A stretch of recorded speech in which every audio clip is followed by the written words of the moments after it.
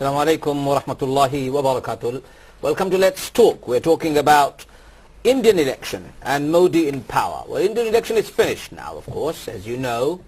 BJP, that is the Bharatiya Janata Party, that's the name of the Indian People's Party, has won a landslide victory in India in the recent election. Modi was sworn in as a Prime Minister of the country only 2 days ago. He's already formed a cabinet, ministers have been named, portfolios have been given out. Things are business as usual as far as politics is concerned. But does Modi and his election victory have an impact in India and for the neighboring countries and of course for the international community at large? We want to discuss this, and we would like you to discuss with us or share a thought, even a question that you may have about this particular topic. We're talking about India and Narendar Modi's election victory. How do you look at it? Is it good? Is it bad? This is the same man who is responsible, or at least allegedly responsible, for the Gujarat massacre in 2002, the intercommunal violence that we saw erupting. It was under his own watch, apparently, this happened. He got away scot-free from this. For a long time he could not travel outside India because there was a ban on his travel, but now he can. Of course, he is the Prime Minister of one of the largest democracies in the world, India indeed. What do you think of Mr. Modi, and what do you think of the Indian election? Let's discuss this, and let's find out from our guests here what they feel. We have Jay Lakhani, lecturer at Eton College. Jay, welcome to our program. It's a pleasure to come. Thank you for coming. Taqveem Ahsan Siddiqui, Information Secretary for PTI London. Thank you. Thank you for coming. And Sabir Mustafa, editor for BBC Bangla. Welcome to our program, to all our gentlemen here. I'm going to start with you, Sabir. What's the impact of Modi in power? What's going to be your prediction? Well, obviously, this election was nothing short of a political earthquake, the biggest majority for a political party since 1984. So we are expecting Narendra Modi as Prime Minister to have a massive impact. Now, the only question is which way the impact will pan out. His election promise was to free Indian economy, to cut the red tape, to free Indian creativity and capital, and make India a developed country and an international power. But at the same time, his election was backed so heavily by the very right-wing RSS group, and they have a different agenda. Who are RSS? Tell us. This is the Rashtriya Swayam Sevak Sangha, who are very right-wing Hindu nationalist group. Basically, the group that's accused of having murdered Mahatma Gandhi in 1948. And they've never accepted the existence of Pakistan, for instance, the division of Kashmir, for instance. So their agenda is the rebuilding of the Ram Temple in Ajodhya, which would be a very divisive move if Modi went down that way. Their agenda is to make, take away the special constitutional status of Kashmir. That would be a very divisive move if he went down that way. Their agenda is to drive out many Bengali-speaking Muslims from India, accusing them of being illegal Bangladeshi migrants. That would be a very divisive move. So Modi can go left and go for economic development and have a massive impact. He can go right and pursue these very narrow sectarian agenda and create a lot of social dissension. So it all depends on which way he wants to go. Are you not talking the old language in this analysis, Sabir? We have Narendra Modi having already spoken to Pakistani Prime Minister on a long phone conversation, we've been told, reported in all media. He invited in his inauguration ceremony the Prime Minister of Pakistan, I've been told, as well as he invited the Sri Lankan delegate that was seen as it was done even though the Tamils were opposing this. Exactly. Now, and both of them attended the ceremony. Doesn't this indicate a change in mode, or even Modi's mode? Modi's mode. Yes. This shows the pragmatic side of Narendra Modi, that despite whatever the election time rhetoric was, that he intends to tackle India's problems with neighboring Pakistan, and he wants to defy, if you like, some regional interest like Jayalalitha in Tamil Nadu, and deliver India's relationship, better relationship with the neighboring countries. So if this is the morning that shows the day, then the impact of Narendra Modi will be a highly positive one. Okay, but you, from what you earlier on outlined, there were a lot elements of negativity which you are maybe afraid of. But I'm going to ask the other guests and come back to you. Jay Lakhani, you are Indian yourself. Yes, indeed. Are you an Indian citizen? No, I'm a British citizen now. You don't keep your dual citizenship? No, I keep Indian, British citizen. Okay, so that's fine. You can speak freely then in that Indeed. case. No, I can speak freely even if I was Indian citizen. I'm sure you were. So what do you think of Modi? Do you like him? Yes, indeed. Let me tell you. The very force or the inspiration that drives me to do the work I do in the field of education in this country is in fact the same inspirational figure that drove Modi to become a politician. And the name is a Bengali person called Swami Vivekananda. The driving force behind this young gentleman who had to really struggle very hard is a chaiwala. From that to become a major statesman and largest democracy in the world is not a minor achievement. He wanted to become a monk. Can you believe that? He left his home and wanted to join the Ramakrishna order in Calcutta. And they sent him saying, you're too young. So the background to this individual is highly inspiring, very positive. Now, politics is not a straightforward game at all, as we all agree. So do you agree that, do you accuse Modi of the Gujarat massacre then? No, I can't, because the thing is this, he was tried and tested. Somehow, in fact, there were so many forces against him trying to vilify him and trying to put him down and trying to put the blame on him. You actually think he was tried and tested, and after that he was released? He was given a clean cheat. So the Gujarat Chief Minister, Narendra Modi, and several high-ranking officials within the government have been accused of initiating, condoning the violence, rape, pillage, burning, etc. Even the accusation is enough for people to worry. The fact that about 60 people were killed. Yes, you see, the thing is... More than 60. And even recently in the Assam region, some of the foot soldiers or followers of Narendra Modi's party have actually gone out of their way in killing locals, especially Muslim families in Assam, and we've got that record. If Modi is such a divisive figure, a person like you who you're claiming to be man of God, how can you support Modi? I don't see how you can reconcile your godliness with a man who's been accused of violence and hatred. The fact that you accuse somebody doesn't mean he's found guilty. There's a big difference. You must be careful. You can't say on live TV program, if you accuse somebody, you must have substantial evidence to say stuff like that. You'll be very careful. Okay, my take is as follows. I'm a great admirer of Gandhi, and it's because of Gandhi and his very marvelous way of kind of getting freedom from India that taught the rest of the world how we can resolve human issues in a humane manner. What do you say to him? No, hang on. Same people. Yes. Same people. You're quoting Gandhi. Narendra Modi's people who belong to the RSS shot him. Kill Gandhi. Yes, let me tell you. Let me reconcile. This is a very important issue. So, despite what marvelous thing Gandhi has done, look, I'm a great admirer of Gandhi. He's taught the world. In fact, Obama should, pay tribute to Gandhi, saying the reason why the slaves of America are now ruling from the White House is because of the compliments of Gandhi. So we agree. But the thing that one mistake Gandhi made, for which I still hold him responsible, strange as it may sound, is this. He had the power to make sure India doesn't get divided. He had the power to stop it. Gandhi. On his own, he could have stopped India being divided at the time of partition. At the same time, Gandhi also had the power to make sure the Indian nation, the dynasty of India, is not passed on to somebody like Nehru dynasty, which was highly, when I say secular in the lowest manner. I mean, this is not the mature secularity of Sir Britain. It is a very immature secularity that came with the Nehru dynasty. So I am saying this on live TV. India has only got independence on the 16th of May 2014. The previous independence was, if you like, a cloned British Empire. And now for the first time India has gained independence. It's through identity. Modi has become the Prime Minister. No, the dignity and identity of that nation. Look, that nation has been a single civilization for 5,000 years for one simple reason. it has always aspired not for material gain but for spiritual aspirations. I understand. And then that was sacrificed when this particular nation was given away to the Nehru dynasty. Can I ask you a question in the middle? Yes. You say, I'm going to come to you in a second.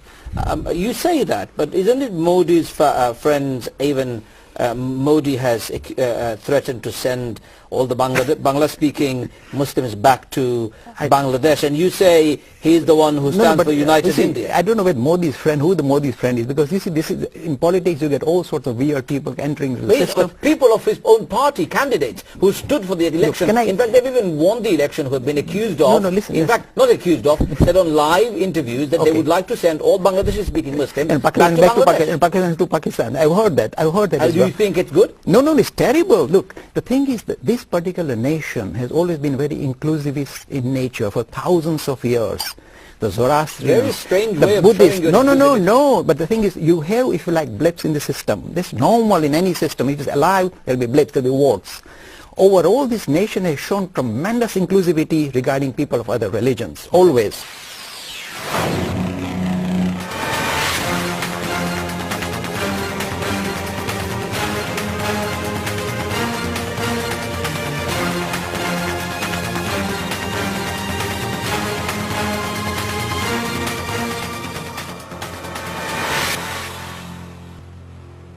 Taqveem Ahsan Siddiqui, what do you make of Modi? I mean, I know he's a very divisive figure already in India and the region.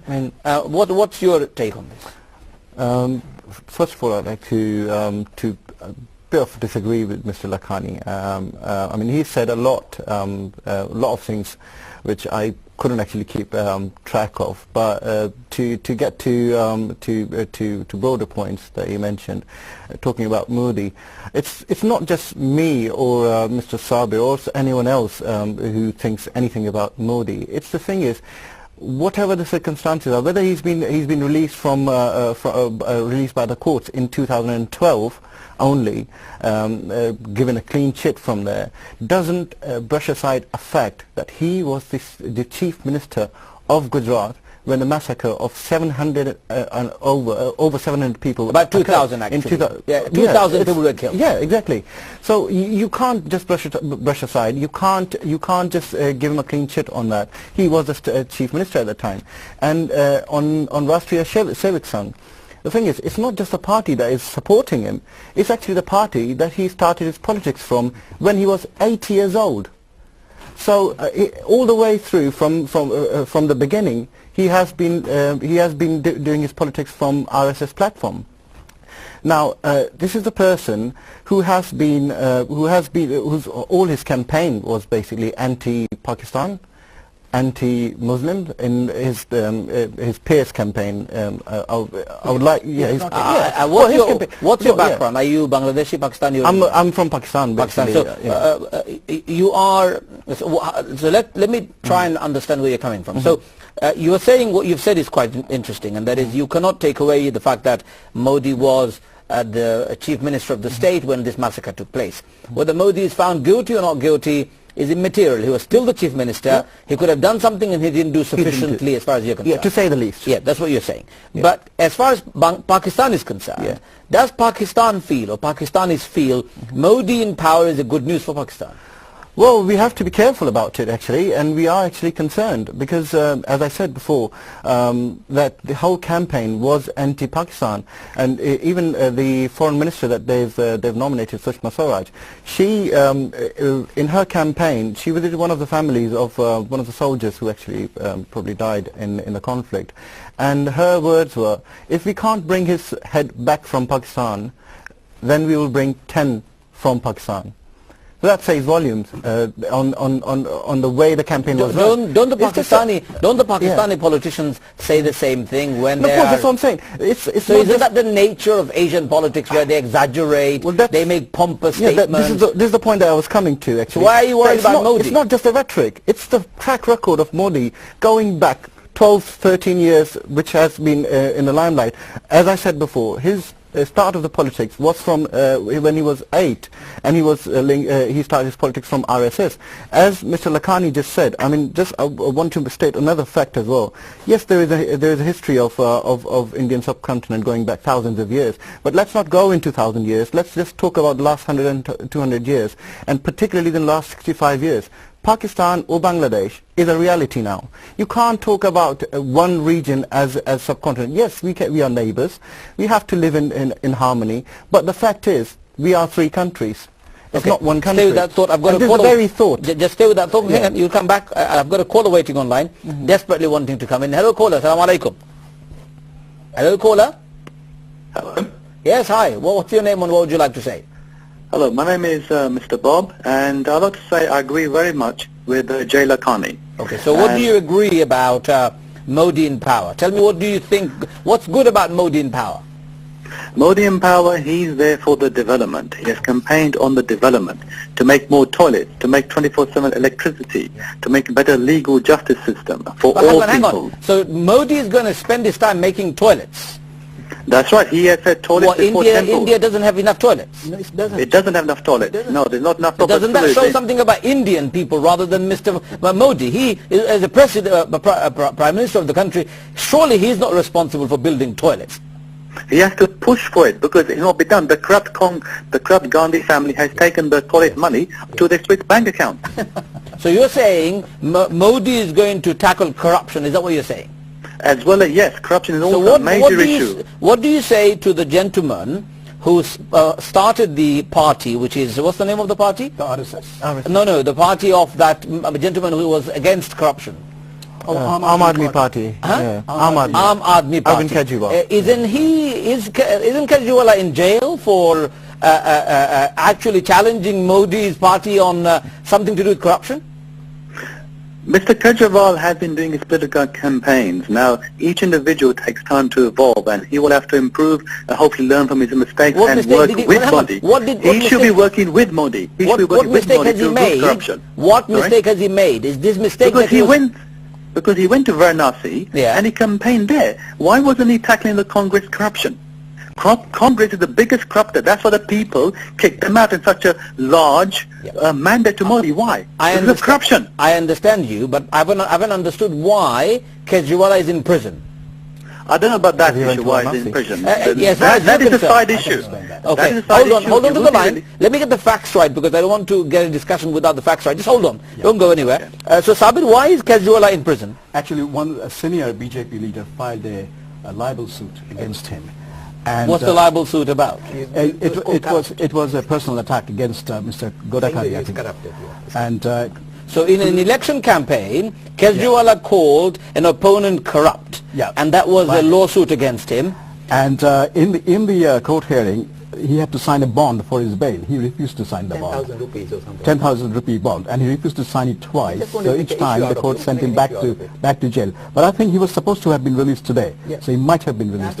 But hang on, in any country in the world, you don't get arrested for defamation. You get if it's a libelous case, you go to court. You are sued over it. You pay money. Why is he in jail?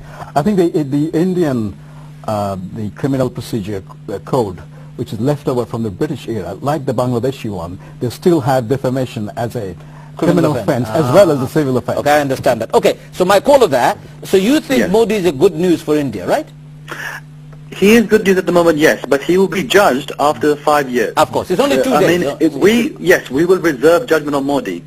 We are for the development. Now, as a side issue, this RSS keeps getting brought up. Yes. Let's go. How was the RSS formed? Do your 2 colleagues know? I know Jay Lakhani will know. Tell me. RSS was formed after the Mopla Rebellion, 1923, when Hindus were butchered by Islamic fascists.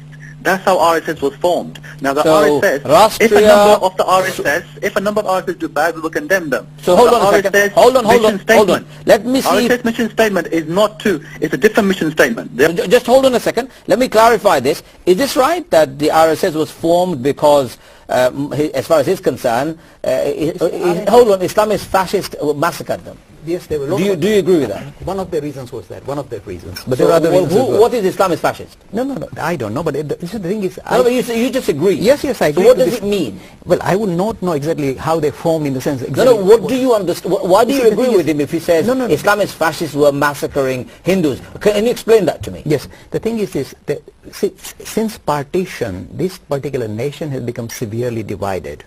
And this has caused tremendous conflict within the, if you like, the fabric of that particular nation. And from time to time, again and again, you hear the issues like in, Godhara and etc., where these particular two factions meet up and there's tremendous friction. Now, you may be surprised, but actually I blame not the RSS. I blame Gandhi. You say Gandhi? You see, the reason is this. Gandhi had the power to make sure that this particular nation, which was living very well with itself, it was living very well.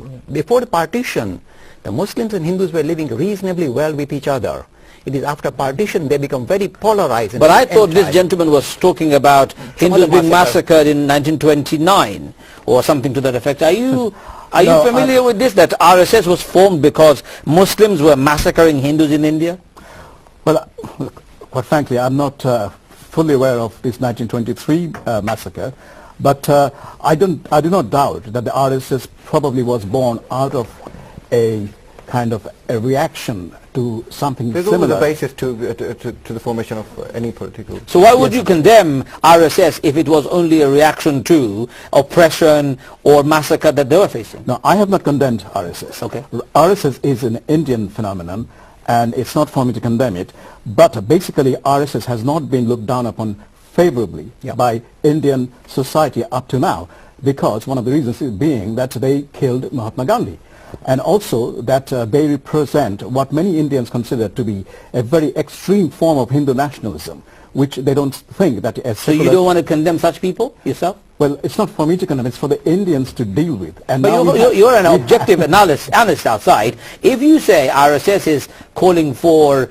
establishing that temple over the mosque, if you're saying they're responsible for killing Gandhi, and Indians think that they're an extremist form of Hinduism or nationalist Hindu ideas, surely you should condemn them. I want to ask Mrs. Siddiqui there, Taqveem Ahsan Siddiqui. I know you were complaining that I didn't give you much chance to speak, so now it's your chance and the floor is yours. Go on, tell us what can you expect from Modi in the next 5 years? Well, of course, I mean, time will tell, but you have to go by the evidence in the past. And the evidence has not been good, unfortunately. Even today, it's all good to say that he extended his hand and invited all the regional heads to the ceremony, but that's traditional anyway. It's the first time it's happened. Very first time. Let me complete myself. Even Nawaz Sharif invited Mr. Manmohan Singh, which he refused actually to come over. But that was a good thing to invite Mr. Nawaz Sharif, and we actually accepted the invitation. Even though Manmohan didn't accept our invitation, Nawaz Sharif still went there. And the thing is, what do you expect from these ceremonial visits? You don't go out all out attack with a sort of a dossier. And in the very first meeting with Mr. Modi, he hands out a 5-point dossier to Mr. Sharif. Now, what taste does it leave in an ordinary Pakistani's mouth, really? What did the dossier say? Well, it was the same old rhetoric about you have to keep... But he's saying do not allow Pakistani terrorists to use Pakistan as a land... He could have easily said that do not allow your terrorists to come over to Balochistan, but he didn't say that.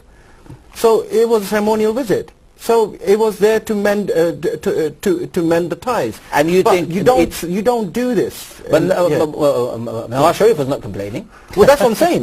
That's what I'm saying. No, he's not complaining about Modi's dossier. You're complaining on his behalf. Well, I haven't heard Nawaz Sharif say anything. Well, no, I heard his interview where he said it was a very cordial. This is another evidence that we, as a Pakistan government, do not want to go into those bitter ties. But he still wants to bring that in. But what does it leave in? This is why I said, what does it leave in an ordinary Pakistani? So you're not expecting much from Narendar Modi when it comes to Pakistan-India relationship, it's a bit concerning at the moment, but obviously let's see how it goes. But at the moment the start is not so good. But he brought in Sushma Swaraj as a foreign minister. Let's see how she performs. I mean, Why? What's wrong with her? Well, as I said earlier, that even in her she wanted campaign, 10 heads instead of 1. Yeah. So what do you expect? Okay. What do you make of it? Let me ask you this question, which is to do with Pakistan.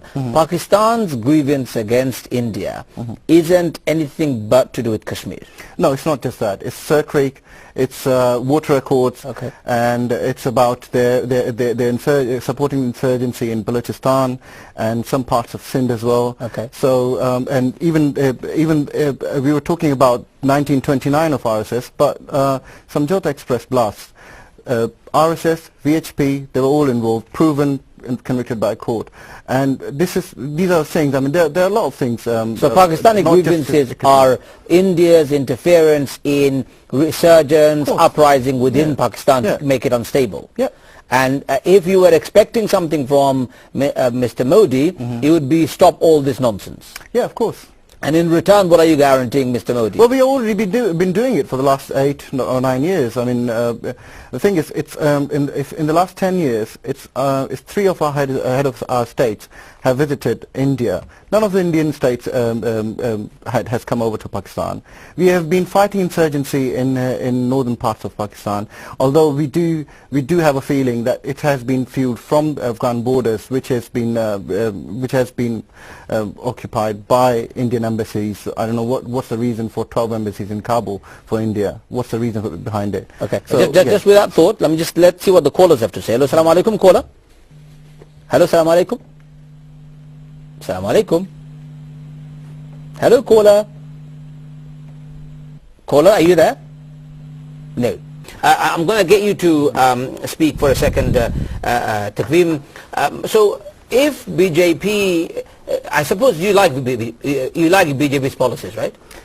Well, you have to see what they have to offer. But in the what past, do you know about BJP? Well, the thing is, even the Babri Masjid Accord, it wasn't just an electoral party. They were in power at that time. It wasn't for elections. No, it was Congress. Yes, but they didn't mend the ways after getting to power.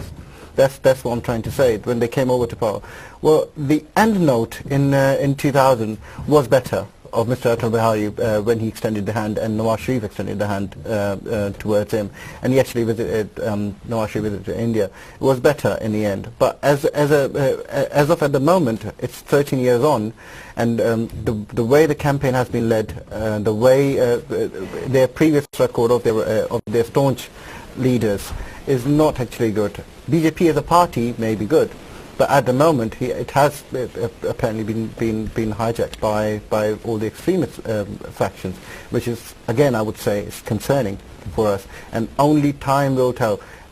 You can't just go for a rhetoric of peace without resolving fundamental issues that have been daunting us for the last 65 years, which is water accord, which is Kashmir, which is Sir Creek, which is insurgencies in each of those countries. So, yeah, let's see how it goes forward. But again, putting Sushma Swaraj as a foreign minister, I still doubt. Critically, it's the status of Kashmir which the BJP is committed to changing in their manifesto. If they do that, then the relationship with Pakistan will simply go down the drain. We have been joined by a new guest. Assalamu alaikum, Mr. Rafiq Khan, right? How are you? I'm sorry you got lost or you went somewhere else. In the street. That's all right. You've been here before, but anyway, welcome. I'm going to come to you. Hold on. For yourself. How do you think Muslims would they be safer under Modi? Do you think their future in India, I'm talking about Muslims in India. Remember, there is a sizable number of Muslims who live there, more than 170 million, in fact, more than Pakistan. Yeah, just about. The thing is, as I would always, again, refer back to the past record, the past record has not been good. Even presently, the whole campaign was against, as I said before, not only just anti-Pakistan, it was anti-Muslim as well. You mean the election campaign? The election campaign. Run by BJP? Yeah, run by BJP. That was anti-Muslim campaign? That was anti-Muslim. What were they saying in the campaign? Well, the thing is, you can see as the evidence as well, that there is, I think it's for the first time in history of India, that there has been actually no representation from the Muslims in, well, you can say that, yeah, it's the electorate that has brought Mr. Narendar Modi as a landslide. Are you saying in Mr. Narendar Modi's party there are no Muslim candidates? Well, I'm asking you. Well, no, there were 7 that they fielded, but I think only one actually won. Well, he didn't even win. None of them won actually, and there was one who was appointed as a token Muslim yeah. to be in the government. Out of 482 candidates, there were only 7 candidates nominated as Muslim out of 170 million. 400, yeah, out of 170 million, and even they lost the election. So do you think BJP went out of its way to allocate Muslims into seats where they knew they were not going to win? Yeah. They gave their stronger seats to Hindus only, and therefore you are saying Muslims are not safe in India. That's what you're saying. Of course, I think they ran their campaign exploiting the differences between the two communities there, and unfortunately they have succeeded in doing so. Do you agree I think with that, India has a lot to prove going forward. India has a lot. It's their apparent secular status that it has stake at the moment, and they have a lot to prove. Sabir, what do you think? Do you think this is correct? That the election was... yeah, I agree with him to the extent that BJP's election campaign did attempt to polarize the Indian community along religious lines in order to get the particularly the lower caste Hindu votes over to the BJP, which they never did. Sounds like Mr. Farage doing a good job in this country. But I mean, what I will sort of differ with him is that BJP in opposition, BJP in an election campaign trail would be rather different from BJP in power. I'm not just saying the election campaign, past records of 12 years. Yeah, but you know, if you look at BJP in power, the record of BJP in power, even in the case of Bangladesh, when Atal Bihari Vajpayee was Prime Minister, he reached out to Khaleda Zia, who was Prime Minister of India then, got a man and he invited, Khaleda Zia over to Delhi as a way of building bridges with Bangladesh, not with the Awami League, but with Bangladesh government. But it was Khaleda Zia's failure not to take up that opportunity and build relationship. She was pretty cold. I have to agree to disagree here, and we'll have to see how he performed as a Prime Minister, because as a Chief Minister, he has a very tainted past. He has been called as butcher of Gujarat. That's right. Now this is where when people say that Narendra Modi has a record, has a track record, and that is the Gujarat riots of 2002, and what was his role in it, his complicity as Chief Minister, and would that actually influence the way he governs India? Now Gujarat is different from it's landslide across India, so it's not just Gujarat now, it's across India. The one thing we always forget, that the Muslim minorities have been used by both Congress and also possibly other parties. That this is a vote bank of some particular group. Congress used it for a long time. That this particular group and they promoted that thing. No, but his point is more significant than that. So let me ask you the same question then, Mr. Farooq, Mr. Rafiq, sorry, which is that do you think Muslims in India would feel safer under Mr. Modi and the BJP in power? No, I don't think any minorities, except the Hindus, would feel, because what they have said so far, and it is to be seen, because if you look into the reports and also from the other places, even the moderate group of Hindus are also in a kind of a pressure under the Modi's government. That even they want said that. I don't think any minorities. Forget about... so that doesn't sound very good, though. No, if Mr. Modi's party is against minorities, that then defeats the very ethos of democracy. Democracy is about protecting even minorities who you may not like or disagree with. And this is the problem when a religious party comes to any democratic country a power. What do you do to those people who actually vote for such a party? You cannot deny those people's right to vote for the party if they want to. The thing, if we look into that thing, that if we look into the Indian context, what we observe from outside and also in contact with the Indian, not only the Muslims and other, what we did, they played the game of, the Congress played the game of being the party of independence and the familial trains and all these things for a long time, and all the corruptions and also the economic slumps and all these things. These were used with the religious flavor in that things in the Indian election. it is not only one issue. Religion is one issue they have used lately at the later part of the things and of their campaign. But their main concern was the failure of the Congress also, that they used this whole things. And he portrayed himself as the business friendly. All the Indian corporate business were behind them. Even the West to some extent.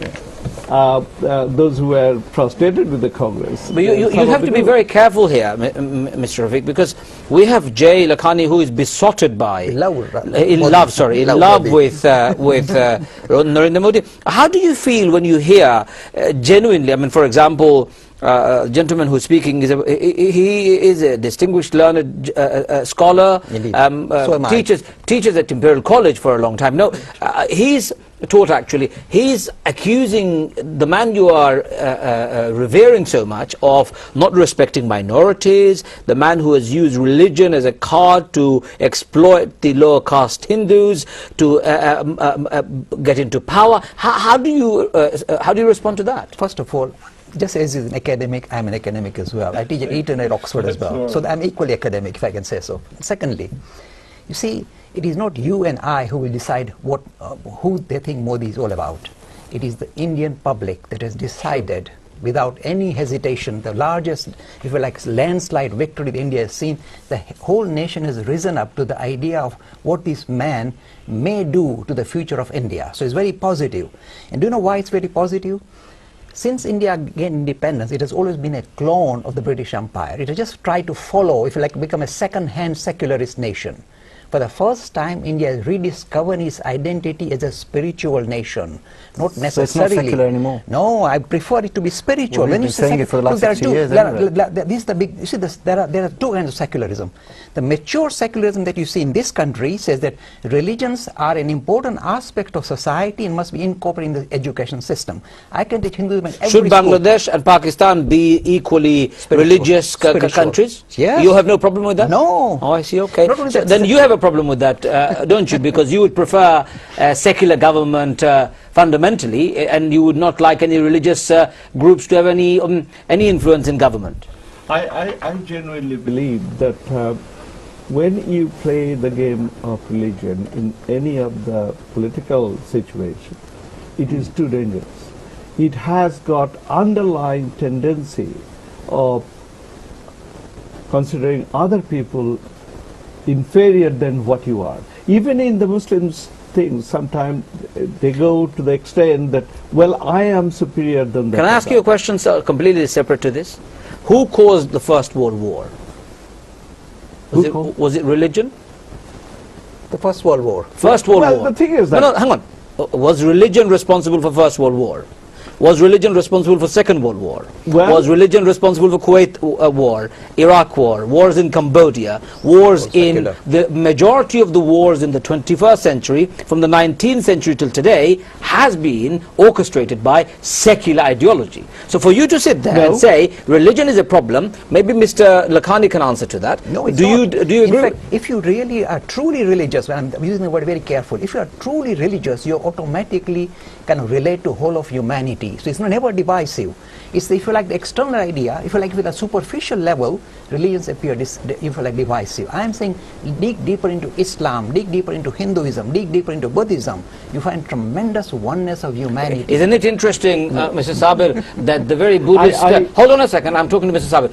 The very Buddhist mantra that Mr. Lakhani just talked about, the Buddhist monks are responsible for massacres in Burma, in Thailand. So I'm not sure if we agree with him. No, this is a recent phenomenon.